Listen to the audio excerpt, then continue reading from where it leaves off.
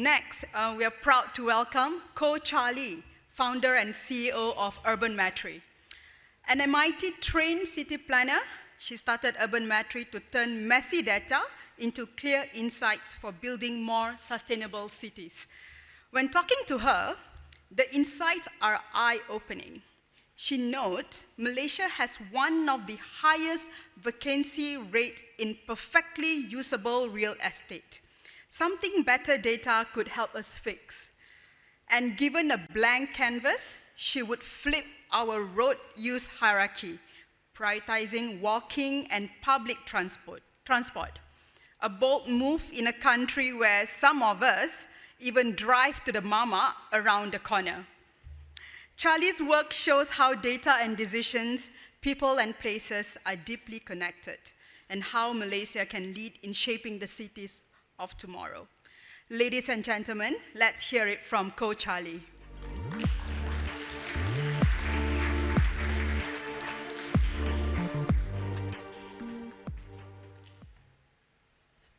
Sorry, can you go one slide back? So, when I was invited to speak today, I was told the theme was debugging uncertainty.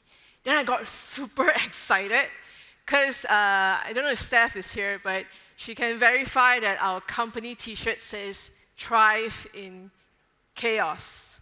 So we love chaos at the office because firmly we believe that in the midst of chaos, there is not also always opportunity. Hi, my name's Charlie. I'm the CEO and founder of a company based here in Kuala Lumpur called Urbanmetry. And Urbanmetry, we are a geospatial data company. We map cities, we collect city data in the region. We cover Vietnam, Thailand, Malaysia, and hopefully Indonesia and Philippines soon.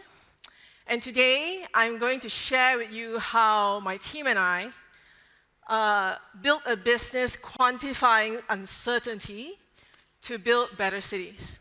And of course, we hope to thrive in this chaos. So what does it mean, right? Quantifying uncertainty to build better cities, right? So to illustrate this, I decided that I'll be a bit cheeky and present this across two commonly asked but a little bit difficult questions that city practitioners use on a daily basis, right? Get ready for it. The first one, how property developers make money. And I conveniently forgot that there's two high management of UM Sunrise that's here.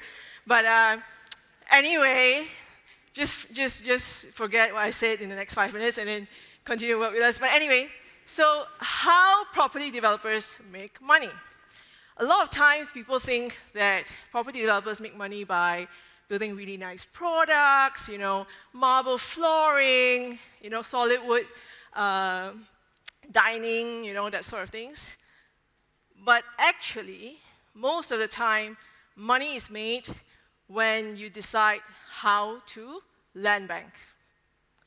First decision determines whether you make money or not. So most of the time, in order to do this, property developers will need to do what? They need to collect data.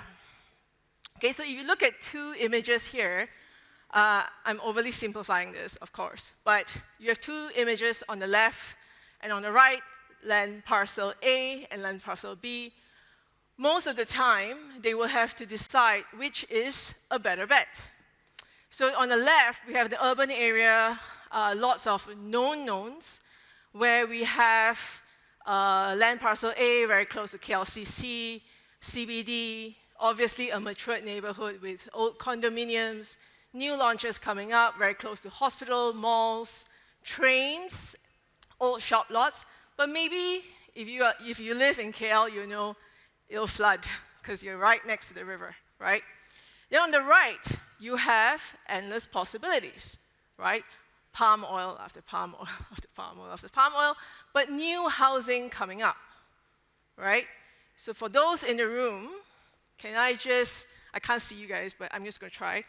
Who thinks A is a better bet? Who thinks B? Wow, a lot of property developers in the room. But anyway, so the answer is actually we don't have enough information. So the reason is because there's quite a lot of known unknowns on this. Stuff like population growth, household income.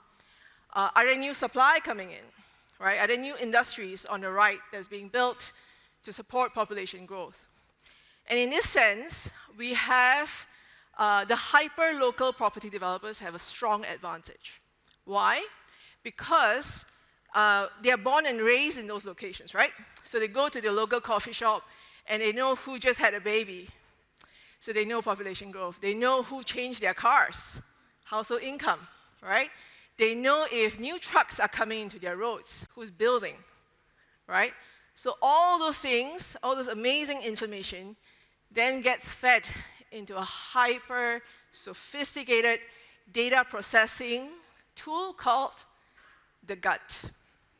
And you get the result being your gut instinct, right? So the gut instinct of the hyper-local property developer is highly powerful.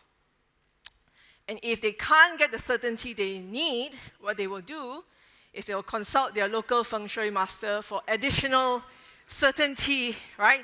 Additional narrowing of that certainty to make that bet of A or B.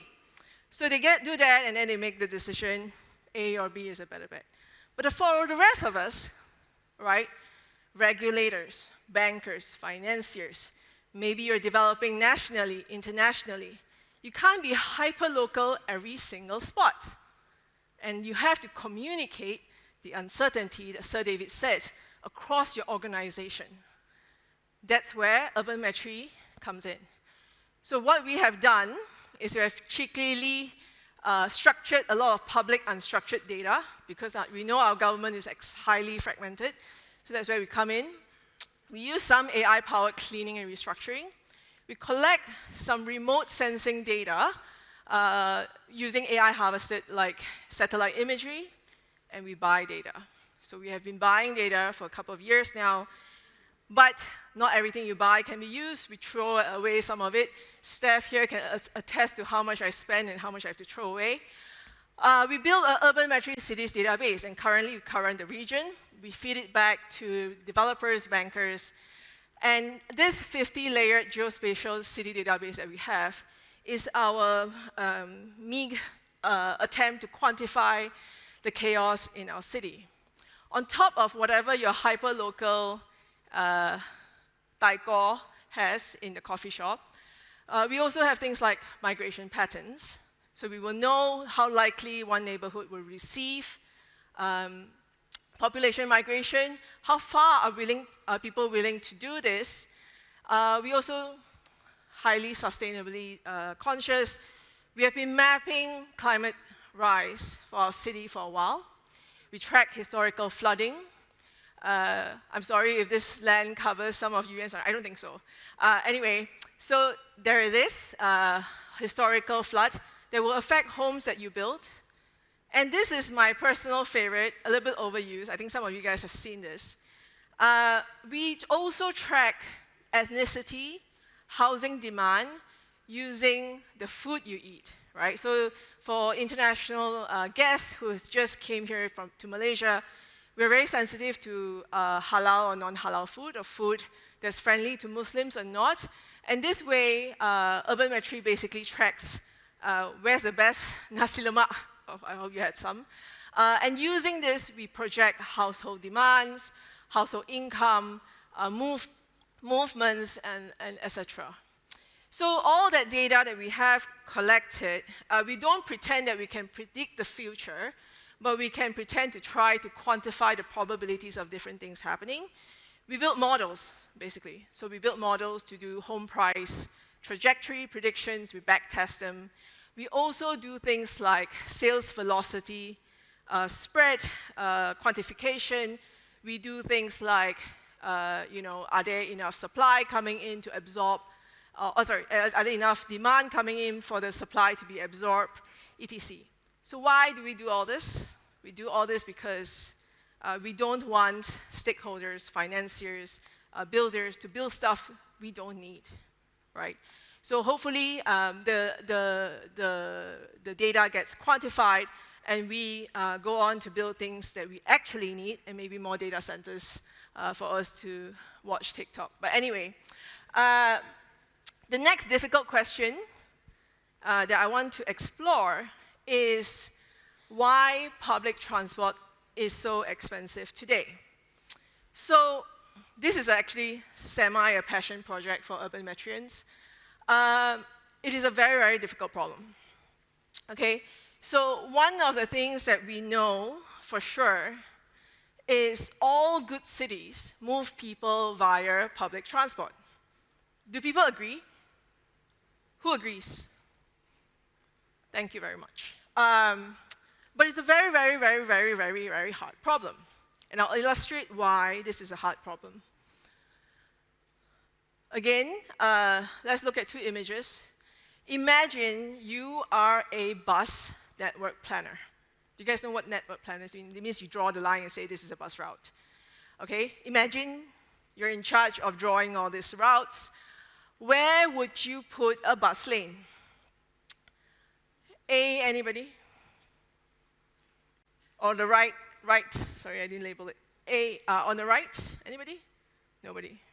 On the left? Thanks, Nick, for participating. I think everybody knows it's a trick question. So when you design routes, you don't look at the specific spot in which the bus lane is put. Because when you do that, what you're doing is something called supply-led design. It means what we Malaysians have been doing for many, many years. We build and we hope they will come, okay? Very bad way of doing it. So the right way that technology has enabled to do this now today is demand-led design. What does that mean? It means knowing where people's origins are and where do they want to go. This is not possible before. Because all of you like your mobile phone so much, we now know where folks live and where do they go in the day. With this information, you can now quantify the uncertainty of trip demands. Think about that. It's amazing, okay? And so Urbanmetry has painstakingly cleaned up all this data, and what you see on the screen is actually residents' out-of-home movements during the day. If you are a highway investor, investors take note, you will know which highways to buy, right? Because you can see the yellow, very concentrated ones are where the destinations are really, really high. So Urbanmetry is proud to report that some crazy board members has allowed us to build this thing called the network planning tool for our bus networks. And we use the destination heat map that you see here, powered by the mobile data that we track, to build this network planning tool where the network planners can draw a bus route and press a button, and the model that we built helps them predict ridership before they even put out a bus. Before this, they have to actually have a driver put on a bus and go like, oh, the other driver, no riders, right? Now they don't have to do that. They press a button and they go, oh, that was a bad idea. So that was pretty good.